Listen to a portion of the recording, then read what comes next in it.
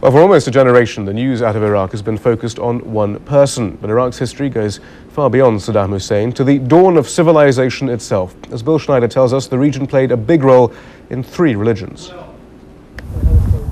Babylon.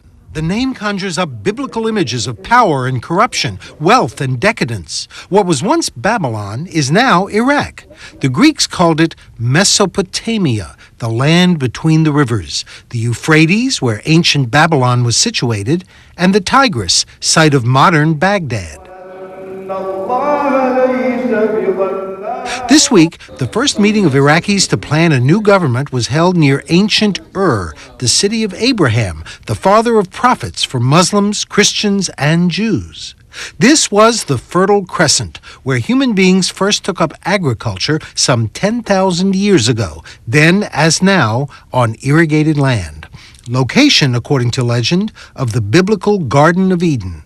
This was where civilization began, the first alphabet, the first system for measuring time, the same one we use today, the first legal code, tablets containing the Code of Hammurabi, founder of Babylon, and the first taxes.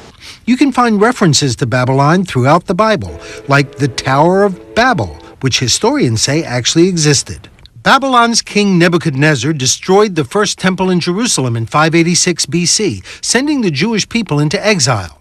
By the rivers of Babylon, there we sat down, the psalmist says. Yea, we wept when we remembered Zion.